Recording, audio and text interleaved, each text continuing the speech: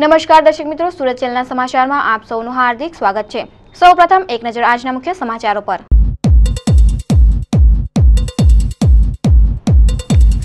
Indoor સ્ટેડિયમમાં યોજાયેલા ગરીબ કલ્યાણ મેળામાં લાભાર્થીઓએ લાભ લીધો।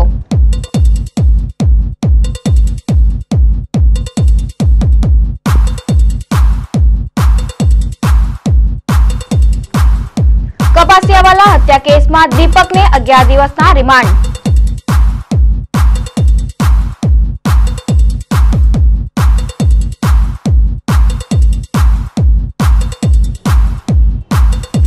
પોંક પાપડી અને પતંગ પૈકી સુરતની એક ઓળખ લુપ્ત થઈ રહી છે। નિહાળીએ સુરત ચેનલનો પોંક વિશેનો એક અહેવાલ।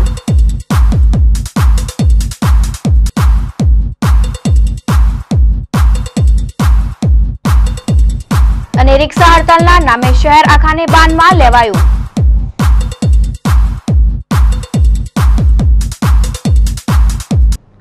અને હવે સમાચાર વિગતવાર। ગતરોજ સુરત પૂર્વ તથા પશ્ચિમ વિધાનસભાના ગરીબ કલ્યાણ મેળાનું પંડિત દીનદયાલ ઉપાધ્યાય સ્ટેડિયમ ખાતે આયોજન કરવામાં આવ્યું હતું, જેમાં વૈવિધ્યસભર સાંસ્કૃતિક કાર્યક્રમો યોજાયા હતા।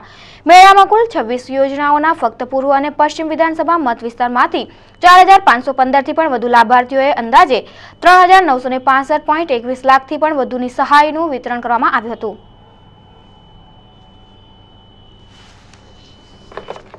મંચસ્થ મહાનુભાવોને વિનંતી કરીશ।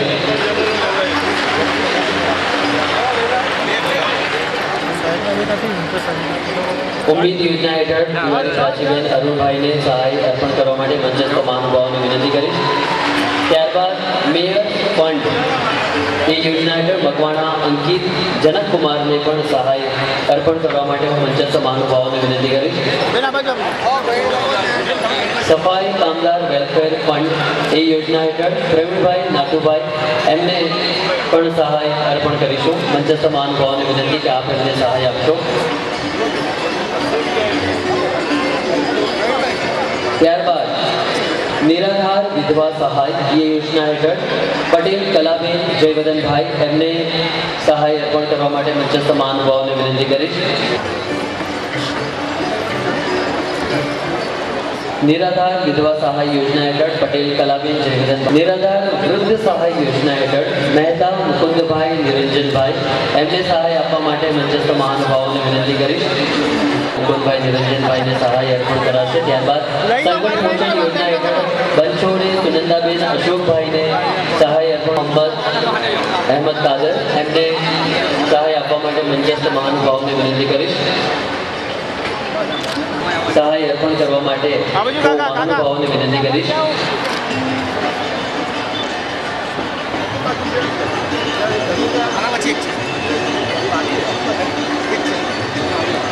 અને અંતે બેંક ઓફ બરોડાના સહયોગથી એજ્યુકેશન મેળવનાર ઈશાન ઓમકાર ત્રિવેદીને સહાય અર્પણ કરવા માટે હું મંચસ્થ મહાનુભાવોને વિનંતી કરીશ।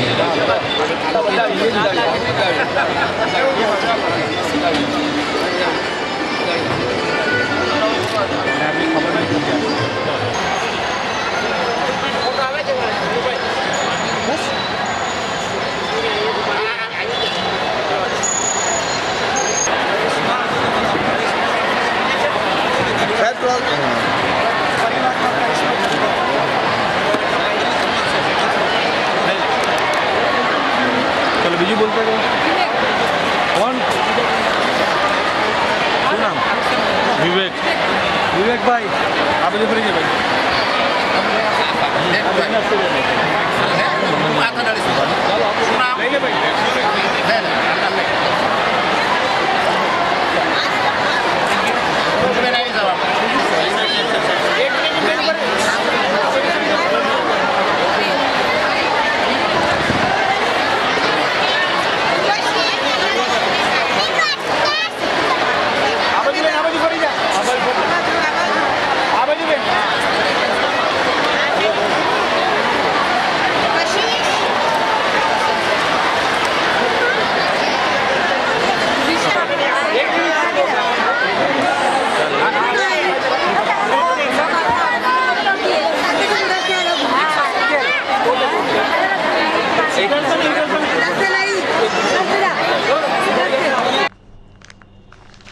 શહેરના રિયલ એસ્ટેટ ડેવલપર અમિત કપાસિયાવાલાને અઠવા લાઇન્સ કોર્ટે બિલ્ડિંગની સામે સરા જાહેરમાં રહેસી નાખનાર ભાવનગરના કોન્ટ્રાક્ટ કિલર આરોપી દીપક મકવાણાને પોલીસે કોર્ટ સમક્ષ રજૂ કરીને 11 દિવસના રિમાન્ડ મેળવ્યા છે.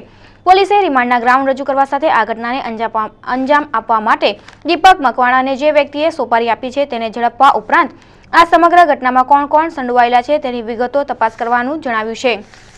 ગુરુવારે બપોરે 11:30 વાગ્યાના સુમારે શહેરના અઠવા લાઇન્સ ઉપર નવી કોર્ટ બિલ્ડિંગ સામે રિયલ એસ્ટેટ ડેવલપર અમિત પ્રવીણચંદ કપાસિયાવાલાને ભાવનગરથી આવેલા દીપક મકવાણાએ રેમ્બોછરાના ગાંજીકી જાહેરમાં રહેસી નાખ્યો હતો.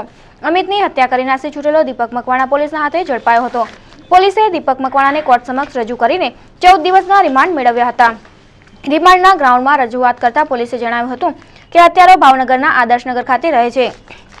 તેની મિત્રતા ભાવનગરના ભૂપેન્દ્ર ઉર્ફે હિન્દી નામના યુપીવાસી સાથે હતી.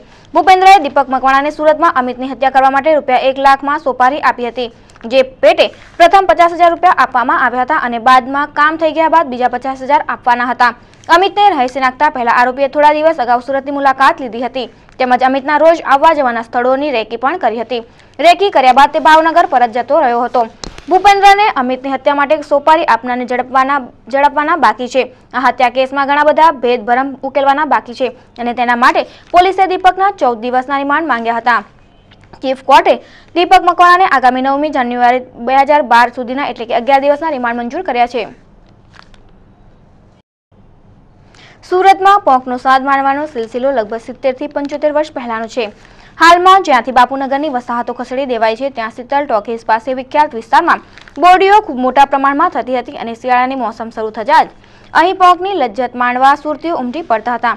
પોંકની સાથે સાથે વિવિધ પ્રકારની સેવ અને લસણની છાશ પોંકના સ્વાદમાં 4 ચાંદ લગાવી દેતા હતા.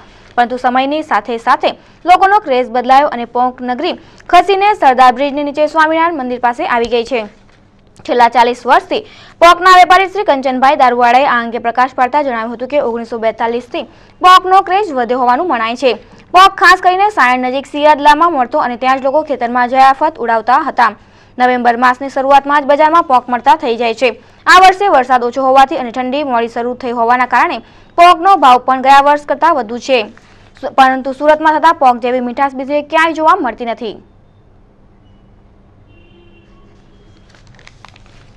દર્શક મિત્રો, શિયાળાની સિઝન ચાલી રહી છે અને શિયાળામાં ખાસ કરીને સુરતની વાત કરીએ તો સુરતમાં ઘણી બધી એવી વસ્તુઓ આપણને યાદ આવતી હોય છે કે જેના કારણે સુરત પોપ્યુલર છે. અને હાલમાં આપણે જે જગ્યા પર ઊભા છે તે પોંક એટલે કે સુરતનો પોંક ખરેખર ખૂબ જ વખણાય છે. અને અહીં એક એવી જગ્યા છે અડાજણ બ્રિજ નીચે કે જ્યાં પોંક બનાવવામાં આવે છે અને એ પોંક ખૂબ જ પ્રખ્યાત છે. તો આપણે જો જોઈ રહ્યા છીએ કે પોંક જે રીતે બનાવવામાં આવે છે, પોંકની જે પદ્ધતિ છે તે કઈ રીતે શેકવામાં આવે છે, ત્યારબાદ કારીગરો દ્વારા કઈ રીતે પોંક બનાવવામાં આવે છે, તેમાંથી જે દાણા છૂટા પડે છે, ત્યારબાદ એ પોંકને શેકીને પછી એમાંથી ઘણી બધી આઈટમો બનાવવામાં આવે છે. પોંકના વડાથી લઈને ઘણી બધી આઈટમો બને છે. તો આપણે એક દ્રષ્ટિ કરીએ કે અહીં આ પોંક કઈ રીતે બને છે, કઈ રીતે કારીગરો દ્વારા આ પોંક તૈયાર કરવામાં આવે છે.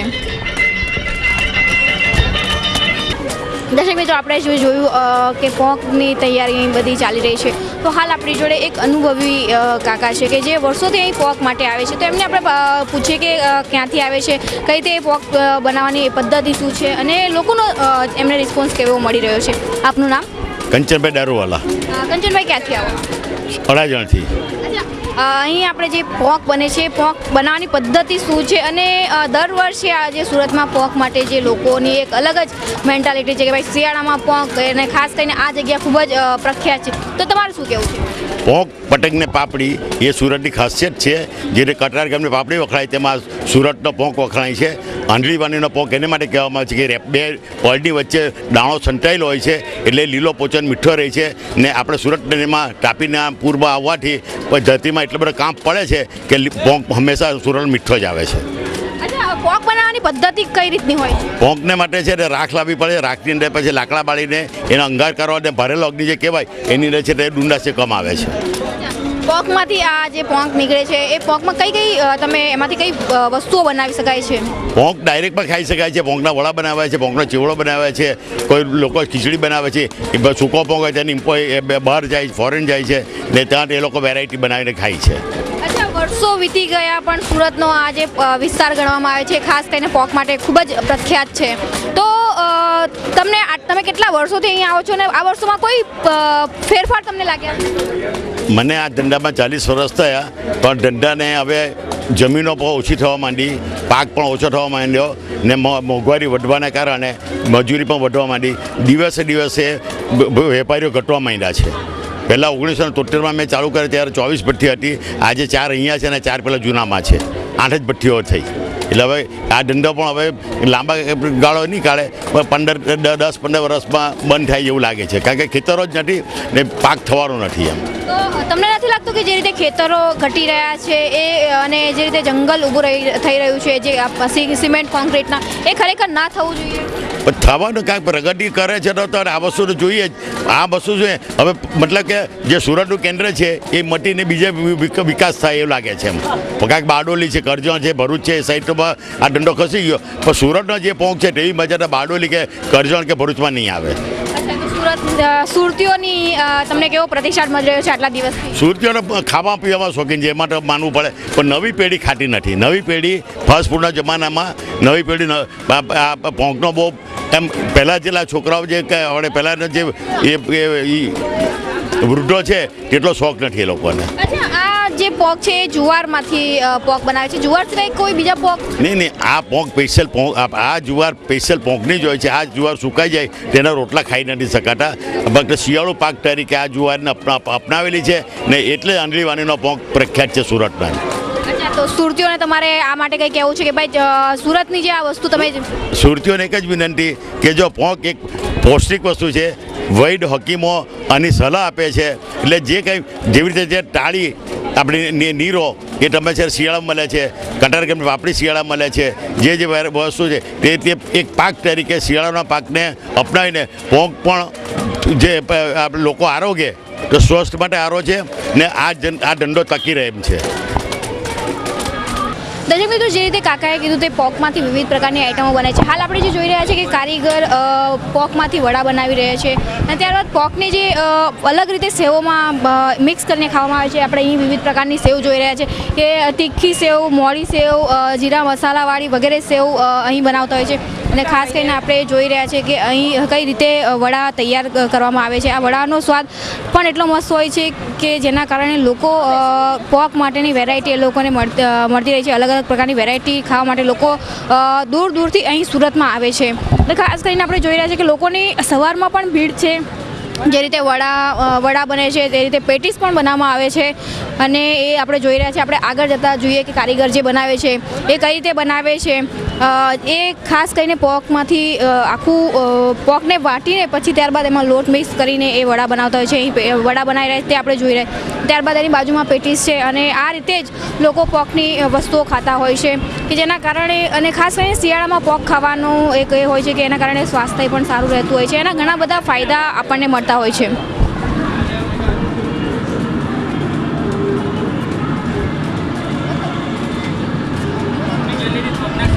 દર્શક મિત્રો, આપણે જોઈ રહ્યા છીએ કે અહીં જે રીતે પોકમાંથી વડા બનાવવામાં આવી રહ્યા છે કે કઈ રીતે કારીગર બનાવે છે. ત્યારબાદ બાજુમાં જે આઈટમ આપણે જોઈ રહ્યા છીએ તે પેટીસ છે. એટલે કે પોકમાંથી પણ ઘણી બધી વેરાયટીઝ બનતી હોય છે. પોકના સમોસા પણ બાજુમાં છે કે પોકના સમોસા જે આપણે જોઈએ પોકના સમોસા બની રહ્યા છે. તે રીતે પોકની વિવિધ વેરાયટીઝ અહીં ઉપલબ્ધ છે. આમ પોક એ સ્વાસ્થ્ય માટે પણ એક રીતે એ છે. તો દર્શક મિત્રો, એકવાર અવશ્ય આપણે પોક શિયાળામાં, અને ખાસ કરીને જે રીતે કાકાએ કીધું કે શિયાળાની ઋતુમાં આ જે પોક બનાવવામાં આવે છે, આંધળીવાળીનો પોક ખૂબ જ પ્રખ્યાત છે. તો આ જે પ્રથા છે એ લુપ્ત ન થવી જોઈએ. કેમેરામેન ચેતન વર્મા સાથે લોપા દરબારનો રિપોર્ટ, સુરત ચેનલ. કાપોદ્રાના હીરાના કારખાનેદાર નિકુંજ પટેલની ઘાતકી હત્યા પ્રકરણમાં પોલીસે મુંબઈ ખાતેથી એક ભાડુતી હત્યારાની ધરપકડ કરી છે અને હત્યાની સોપારી આપનાર કારખાનેદારની પત્ની અને તેણીના કથિત પ્રેમી એવા પિતરાઈ બનાવીને કોર્ટમાં રજૂ કરી આગામી 3 સુધીના રિમાન્ડ મેળવ્યા છે. પર્વત ગામથી દેવત ગામ જવાના નહેર પરથી કાપોદ્રાના હીરાના કારખાનેદાર નિકુંજ પટેલની ઘાતકી હત્યા પ્રકરણમાં હત્યારાના રૂપમાં પીસીબીએ નિકુંજની પત્ની હેમલતા ઉર્ફે હેમુ, નિકુંજ પટેલ અને તેણીના કથિત પ્રેમી એવા પિતરાઈ બનાવી પ્રવીણ લલ્લુ સુતરિયાની ધરપકડ કરી લિંબાયત પોલીસના હવાલે કર્યા હતા.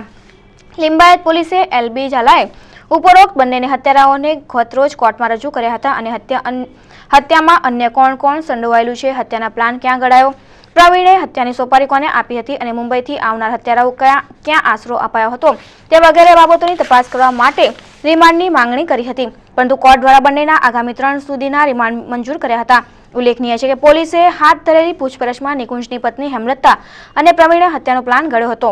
પ્રવીણે હત્યાની સુપારી મુંબઈના વિકાસ નામના યુવાનને 60,000 માં આપી હતી અને એડવાન્સ પેટે 40,000 ચૂકવી દીધા હતા। વિકાસે નિકુંજને મારવા માટે મુંબઈથી તેના હમવતની રવિશંકર પૂરણ શાહુ ઉંમર વર્ષ 21 રહે સેક્ટર 5 ખાંડપાડા વિલાસ સેઠની ચાલ મુંબઈ અને મૂળ સિકરડી ગામ થાના દેવડી ગિરહિત ઝારખંડને ₹10,000 આપવાનું નક્કી કરી હત્યા માટે બોલાવ્યો હતો। વિકાસ અને રવિએ પીસીઓ પરથી ફોન કરી એક વ્યાપારીના નામે ફોન કરી પેમેન્ટ આપવાના બહાને બોલાવી બંને જણા નિકુંજની મોટરસાયકલ ઉપર બેસાડી પવટ ગામથી દેવત ગામ તરફ રોડ તરફ લઈ ગયા હતા અને ચપ્પુના ઉપરા છાપરી ગાજીકી રહેસી નાખ્યો હતો।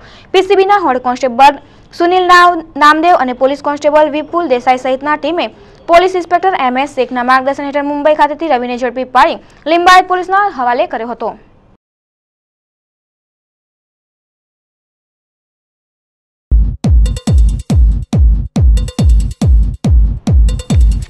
ઇન્ડોર સ્ટેડિયમમાં યોજાયેલા ગરીબ કલ્યાણ મેળામાં લાભાર્થીઓએ લાભ લીધો।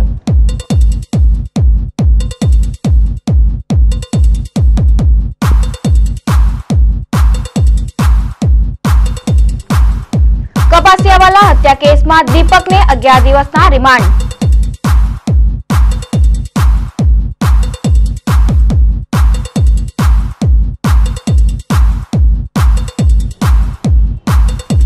પોંક પાપડી અને પતંગ પૈકી સુરતની એક ઓળખ લુપ્ત થઈ રહી છે। નિહાળીએ સુરત ચેનલનો પોંક વિશેનો એક અહેવાલ।